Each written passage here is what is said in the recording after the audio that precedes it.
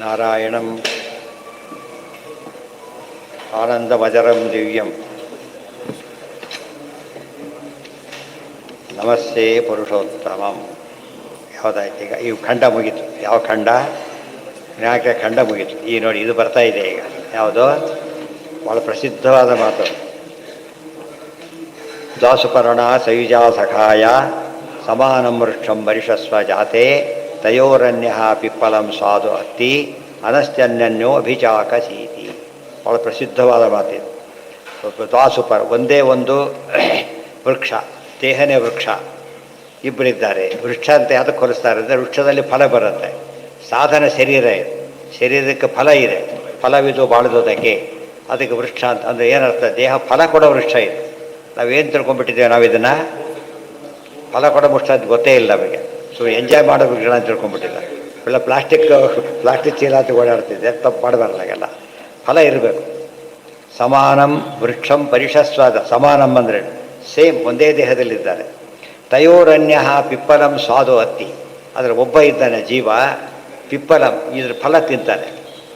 ಇಲ್ಲಿ ಕರ್ಮದ ಫಲ, ಸಕಾಮ ಕರ್ಮ ಮಾಡ್ತಾನೆ, ಫಲಾಪೇಕ್ಷೆ ಮಾಡ್ತಾನೆ. ಇನ್ನೊಬ್ಬರಿದ್ದಾನೆ ಅನಶ್ಚನ್ನನ್ಯೋ ಅಭಿಚಾಕಸಿ. ಯಾವ ಫಲ ನ ಪ್ರಯೋಜನವತ್ವ. ಆತ ದೇವರು. ಬ್ರಹ್ಮಸೂತ್ರ ಕರೆಕ್ಟಾಗಿ ನಮಗೆ ಅರ್ಥ ಹೇಳ್ಕೊಡೋದು.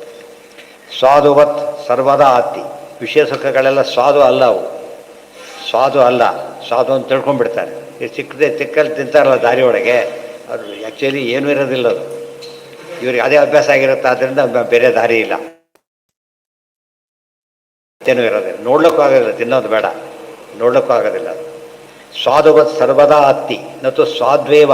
ಅದು ಸ್ವಾದು ಅಲ್ಲ, ಅದು ಅದೇ. ಏಹಿ ಸಂಸ್ಪರ್ಶಜಾ ಭೋಗಾ ದುಃಖ ಯೋನಯವತೆ ಆದ್ಯಂತವಂತ ಕೌಂತೆಯ ನತೇಷು ರಮತೆ ಬುಧ ಪಿತರಂ.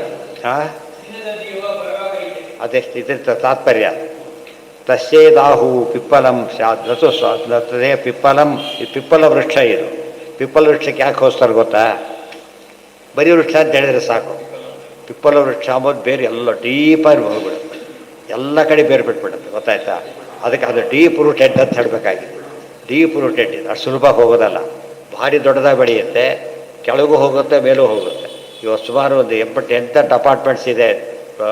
ಫ್ಲೋರ್ಸ್ ಅಂದರೆ ಇದೆಷ್ಟು ಇರಬೇಕು, ಒಂದು ಎಷ್ಟು ಡೀಪ್ ಇರಬೇಕಲ್ಲ.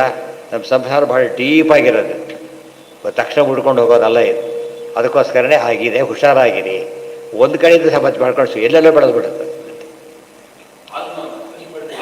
ಆಲದ ಮರ, ಅದು ಆಲದ ಮರ, ಅಶ್ವತ್ಥ ಮರ ಒಂದು ವೆರೈಟಿ. ಅದು ಮೂಲತಃ ಎರಡು ಬೇಸಿಕಲಿ ಒಂದೇ ಜಾತಿ. ವ್ಯತ್ಯಾಸ ಇದೆ ಯಾವುದರಲ್ಲಿ, ಕೆಲವು ಗುಣಗಳಲ್ಲಿ ವ್ಯತ್ಯಾಸ ಇದೆ. ಶಿಂಶುಪ ವೃಕ್ಷ ಆಗಿ ಅಶೋಕ ವೃಕ್ಷ ಆಗಿದೆ. ಶಿಂಶುಪನೂ ಅಶೋಕ ವೃಕ್ಷನೇ, ಸ್ಪೆಷಲ್ಲು. ಅದು ದೊಡ್ಡದು. ಇದು ಅಶೋಕ ವೃಕ್ಷ ಸಾಮಾನ್ಯ ಉದ್ದ ಬೆಳೆಯುತ್ತೆ. ಅದು ಹಾಗಲ್ಲ, ವಿಶೇಷ ನೆರಳು ಕೂಡ ಬೆಳೆಯೋದ್ರಿಂದ ಅದಕ್ಕೆ ಶಿಂಶುಪ ಅಂತ ಕರೀತಾರೆ. ವೆರೈಟಿಯಲ್ಲಿ ಒಂದೇ ಜಾತಿ. ಇದೇನೆ ಪಿಪ್ಪಲ, ಪಿಪ್ಪಲ್. ತಸ್ಯೇದಾಹು ಪಿಪ್ಪಲಂ ಸ್ವಾದು ಅಗ್ರೆ ತನ್ನೋ ಅಶ್ನತ್ ಯಹ ಪಿತರಂ ನ ವೇದ. ಆದರೆ ಒಂದೇ ಕಡೆ ಕೂತಿದ್ದಾರೆ, ಜೊತೆಗಿದ್ದಾರೆ, ದೇವರು ಮರ್ತು ಬಿಟ್ಟಿದ್ದಾನೆ. ಕನಿಷ್ಠಪಟ್ಟು ದೇವರು ಕೊಟ್ಟು ತಿನ್ಬೇಕು ಅಂತಿರಬಾರ್ದು. ಫ್ರೆಂಡ್ಸ್ ಇದ್ದಾಗ ಏನು ಮಾಡ್ತಾರೆ, ಕೊನೆ ಪಕ್ಷ ಚೂರಾರ ಕೊಡ್ತಾರೆ, ಏನೂ ಕೊಡೋದಿಲ್ಲ ಮಾಡ್ತಾರೆ. ಅಂಥ ಫ್ರೆಂಡ್ ಅಲ್ಲ ದೇವರು. ಸರ್ವೋಪಕಾರಕನಾದ್ದರಿಂದ ಪೂರ್ತಿ ಕೊಟ್ಟು ಪ್ರಸಾದ ಇಸ್ಕೋಬೇಕಷ್ಟೆ.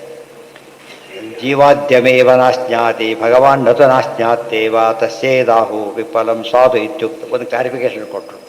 ಪರಮಾತ್ಮ ಏನು ತಿನ್ನೋದಿಲ್ಲ ಅಂತ ಅರ್ಥ ಅಲ್ಲ, ತಿಂತಾನೆ, ಜೀವನಂತೆ ತಿನ್ನೋದಿಲ್ಲ. ಆದರೆ ಜೀವ ಕೆಟ್ಟದ್ದನ್ನು ತಿಂತಾನೆ, ದೇವರು ಹಾಗೆ ತಿನ್ನೋದಿಲ್ಲ.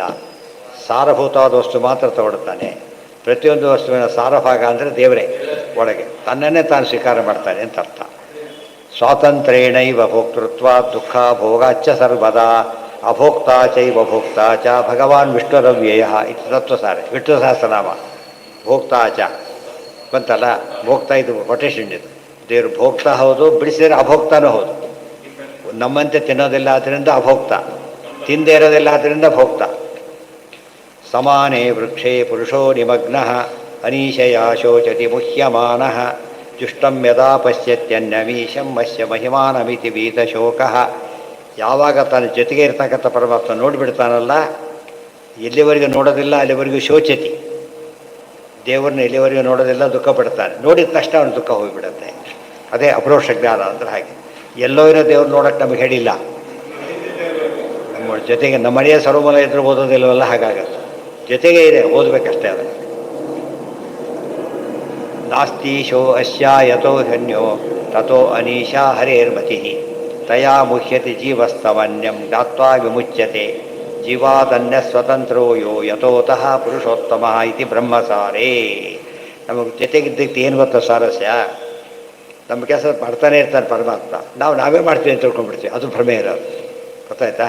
ನಾವೇ ಮಾಡ್ತೀವಿ ಅಂತೇಳಿ. ಯಾರೋ ಮಾಡಿದ ಕೆಲಸ ಯಾರು ನೋಡದೆ ಹೋದರೆ ನಾವೇ ಮಾಡಿದ್ದು ಅಂತ ಹೇಳ್ತಾರೆ, ಗೊತ್ತಾಯ್ತು? ಕೆಟ್ಟದೋದ್ರೆ ನಾವು ಮಾಡಿಲ್ಲ ಅಂದ್ಬಿಡ್ತಾರೆ, ಒಳ್ಳೇದು ತಕ್ಷಣ ನಾವು ಮಾಡಿದ್ದು ಅಂತ ಹೇಳ್ತಾರೆ.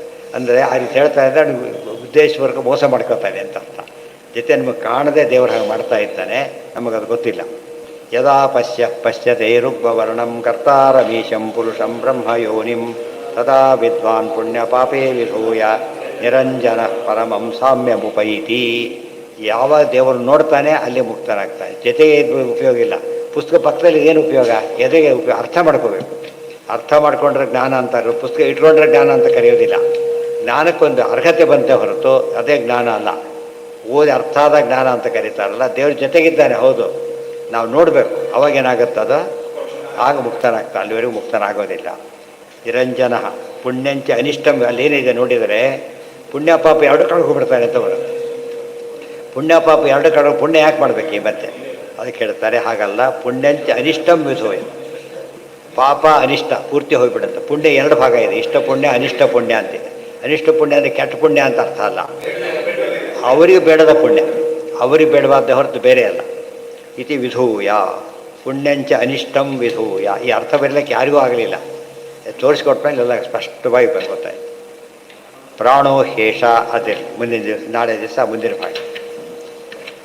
ಸರ್ವೇಂದ್ರಿಯ ಪ್ರೇರಕೇಣ ಶ್ರೀ ಪ್ರಾಣಪತಿನೇರಿತಃ ಯದವೋಚಮಹಂ ತೇನ ಪ್ರೀಯತಾಂ ಕಮಲಾಲಯ.